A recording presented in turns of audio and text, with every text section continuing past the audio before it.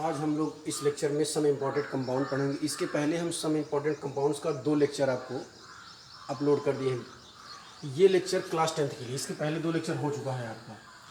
अब इसमें आज SO2 पढ़ेंगे, सल्फर डाइऑक्साइड के बनाने की विधि और रासायनिक रूप। हो सकता है प्लास्टर ऑफ पेरिस और जो जिप्सम भी पढ़ा दिया जाए। तो देखते हैं सल्फर डाइऑक्साइड SO2, इसके बनाने की विधि में देखें। सबसे पहले लैब मेथड है, आप जानते हैं विद्युत रासायनिक श्रेणी में जो, यहाँ नीचे हमने नोट में लिखा है, विद्युत रासायनिक श्रेणी में जो धातु हाइड्रोजन के नीचे स्थित होते हैं, विद्युत रासायनिक श्रेणी में जो धातु हाइड्रोजन के नीचे स्थित है वह सभी अम्ल से क्रिया करके हाइड्रोजन विस्थापित नहीं करते हैं। लेकिन विद्युत रासायनिक श्रेणी आपको पढ़ाया जाएगा लेक्चर में। लेकिन जो धातु विद्युत रासायनिक श्रेणी में हाइड्रोजन के ऊपर स्थित है वो सभी अम्ल से क्रिया करके हाइड्रोजन को विस्थापित करते हैं। ये इसको याद रखेंगे। यानी अगर ये यहाँ पर सपोज बस यहाँ हाइड्रोजन है, इसके ऊपर जो भी तत्व है, सपोज बस आपका मैग्नीशियम है, एल्युमिनियम है, कैल्शियम, ये सभी अम्ल से क्रिया करके हाइड्रोजन विस्थापित करेंगे। इसके नीचे कॉपर है, Ag है, Hg है, 3 एलिमेंट। ये विद्युत रासायनिक श्रेणी में हाइड्रोजन के नीचे स्थित है, ये अम्ल से क्रिया करके हाइड्रोजन विस्थापित नहीं करते, कोई अन्य कंपाउंड बनाते हैं। तो यहाँ पर देखिए विद्युत कॉपर जो विद्युत रासायनिक श्रेणी में हाइड्रोजन के नीचे स्थित है, इसलिए अम्ल से क्रिया करके हाइड्रोजन विस्थापित नहीं करता है। क्या बनाता है? सल्फर डाइऑक्साइड गैस बनाता है। क्या बनाएगा? Sulphur dioxide gas. ये लैब मेथड भी है, पहली विधि। दूसरा आते हैं from sulphur, carbon, mercury and silver. इससे बनाने की विधि देखिए, इन सब की क्रिया जो है अम्ल से H2SO4 से करा दीजिए। देखिए सबसे ठीक है, इन सब की क्रिया करा देंगे और ये सब में देखिए SO2 बन जाएगा, SO2 बन जाएगा, यहाँ भी SO2 बन गया और यहाँ भी SO2 ही बन गया। ठीक, अब आते हैं सल्फर की डायरेक्ट ऑक्सीजन से अगर क्रिया करा देंगे तो भी बन जाएगा सल्फर डाइऑक्साइड। S+O2 देखिए SO2 बन गया। क्लियर।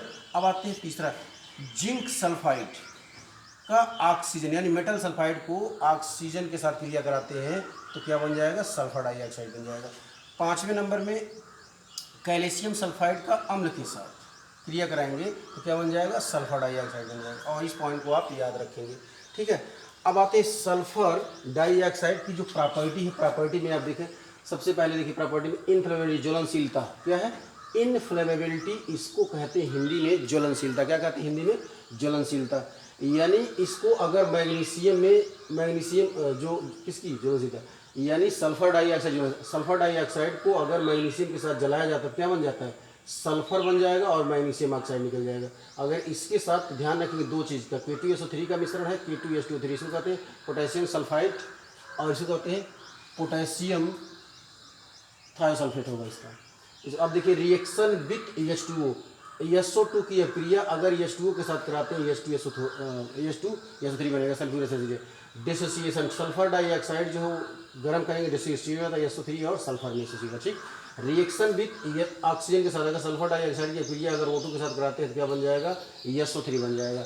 Cl2 के साथ कराते हैं तो SO2 Cl2 बन जाएगा। अब आते हैं ऑक्सीडाइजिंग प्रॉपर्टी। देखिए सल्फर डाइऑक्साइड एक ऐसा एलिमेंट है जो दोनों तरह की प्रॉपर्टी शो करता है, एक ऑक्सीडाइजिंग प्रॉपर्टी भी शो करता है और दूसरा रिड्यूसिंग प्रॉपर्टी। 10th में अक्सर ये पूछा जाता है कि जो सल्फर डाइऑक्साइड की ब्लीचिंग प्रॉपर्टी किसके कारण है, ये पूछा जाता है क्वेश्चन, बहुत क्वेश्चन पूछे गए हैं किसके कारण है। अब पहले देखिए, पहले ऑक्सीडाइजिंग प्रॉपर्टी समझिए। देखिए सल्फर डाइऑक्साइड जो ऑक्सीडाइजिंग प्रॉपर्टी अपना शो करता है वो ध्यान रखेंगे, ये देखिए रिएक्शन लिखा है, यानी ये नेसेंट ऑक्सीजन देगा। ठीक। जब रिड्यूसिंग की प्रॉपर्टी पढ़ेंगे तो इसमें देख लीजिएगा, इसमें ये नेसेंट हाइड्रोजन देगा, इतना ध्यान रखेंगे। अगर किसी की ऑक्सीडाइजिंग प्रॉपर्टी पढ़ा जाता तो नेसेंट ऑक्सीजन देगा, ये नेसेंट ऑक्सीजन किसी न किसी को ऑक्सीडाइज करेगा और रिड्यूसिंग प्रॉपर्टी में जो नेसेंट हाइड्रोजन मिलेगा वो किसी न किसी को रिड्यूस करेगा। इसको समझिए। अब आप देखिए ये रिएक्शन आपका कॉमन है। ठीक, इसको मिटा दे रहे हैं। ये रिएक्शन आपका कॉमन है, इसको ध्यान रखेंगे, ये सब में आपको कॉमन मिलेगा। समझ पा रहे हैं ना? यानी आपका ऑक्सीडाइजिंग प्रॉपर्टी का जो है ये रिएक्शन कॉमन है, ये सब में आपको मिलेगा। अब ये जो नेसेंट ऑक्सीजन देगा वो किसको किस में चेंज करेगा? इस रिएक्शन को यहाँ देखें आप, यानी इसको इसमें, यानी पहला रिएक्शन है अगर ये Mg को MgO में चेंज करता है, कौन? यानी सल्फर डाइऑक्साइड जो है अपनी ऑक्सीडाइजिंग प्रॉपर्टी मैग्नीशियम को मैग्नीशियम ऑक्साइड में चेंज करता है तो रिएक्शन कैसे लिखा है? SO2 हो जाएगा, इसको ऐसे S और प्लस यहाँ पर 2 नेसेंट ऑक्सीजन और यहाँ पर Mg कर देंगे, यहाँ पर क्या हो जाएगा? Mg और प्लस यहाँ पर O, इसको और यहाँ पर क्या हो जाएगा? AMG हो जाएगा। ठीक, ये 2 है तो इसमें 2 से गुणा कर देंगे तो ये 2 और ये 2 कैंसिल हो जाएगा। टोटल को आप जोड़ दीजिएगा, क्या हो जाएगा? SO2। ठीक, प्लस 2 एरो ये यस और प्लस 2 ये संतुलित रिएक्शन होगा, यानी लिख लेंगे ना आप। यानी ये सल्फर, देखिए मैग्नीशियम की ऑक्सीकरण संख्या 0 होता है, एलिमेंट है 0, कंबाइंड स्टेट में x बराबर +2, यानी इसका मतलब ऑक्सीकरण संख्या बढ़ रहा है, ऑक्सीडेशन हो रहा है। तो इसका मतलब ऑक्सीडाइजिंग प्रॉपर्टी में होगा क्या, सल्फर डाइऑक्साइड ऑक्सीडाइज होकर के SO2 SO चेंज होकर के नेसेंट ऑक्सीजन देगा। ये नेसेंट ऑक्सीजन Mg को MgO में चेंज करेगा, ये तो मैंने लिख दिया आपको। दूसरा आपको CO को CO में चेंज करेगा, ये आप लिख लेंगे, ऐसे ही लिख लेंगे आप। यहाँ Mg का Ca रख दीजिएगा, यहाँ CO रख दीजिएगा, बस कुछ नहीं करना है। यहाँ Ca और यहाँ पर हो जाएगा CO हो जाएगा, फिर सब कुछ वही, यहाँ भी Ca और यहाँ पर हो जाएगा CO हो जाएगा, और सब कुछ गुणा कर दीजिए। यहाँ पर आपका यहाँ पर 2Ca हो जाएगा और यहाँ पर आपका C2CO हो जाएगा। उसी तरीके से आप आयरन कर लीजिए, क्लियर। यानी ये तो इसका कौन सा प्रॉपर्टी है, ऑक्सीडाइजिंग प्रॉपर्टी है, ध्यान रखेंगे।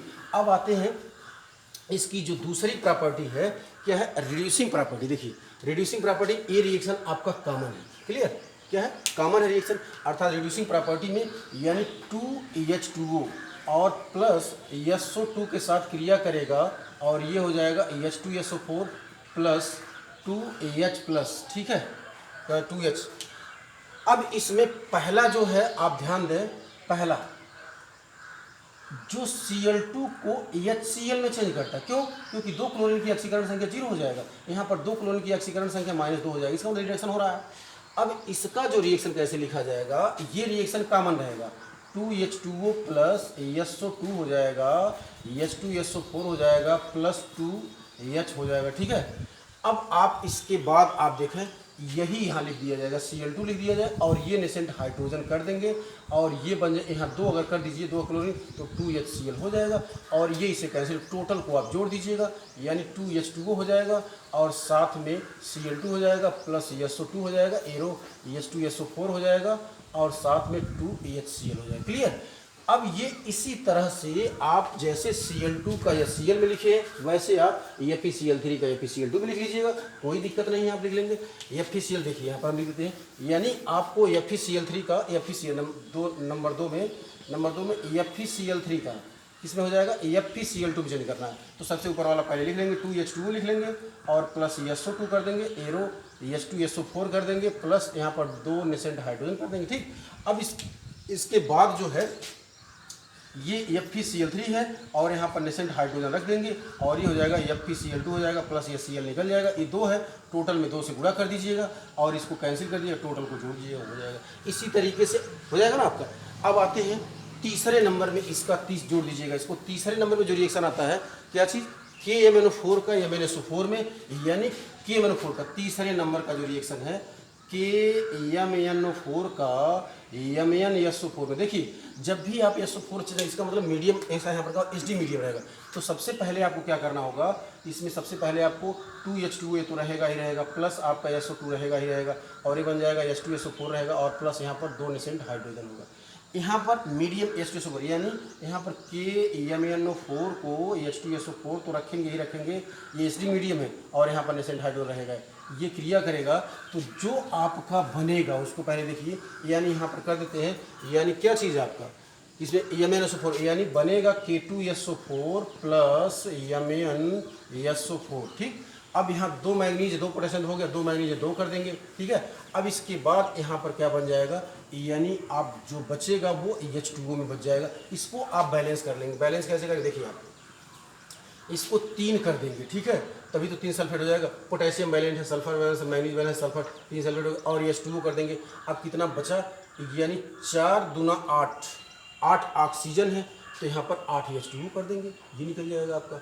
समझ पा रहे हैं कितना हो जाएगा, 8 फिर एक मिनट रुक जाइए आप, हाँ 4 दूना 8 ऑक्सीजन तो 8 H2O हो जाएगा, 8 दूना 16 हाइड्रोजन है तो यहाँ कितना हाइड्रोजन, 3 दूना 6 और 10, यानी आपका ये इसमें 10, यानी टोटल कितना 10 हाइड्रोजन कर देंगे, ठीक है। ऊपर वाले में कितने से गुणा कर देंगे, आप 10 है तो ये 5 से गुणा कर देंगे, इसको इससे कैंसिल कर टोटल को आप जोड़ दीजिएगा, बन जाएगा, ठीक है।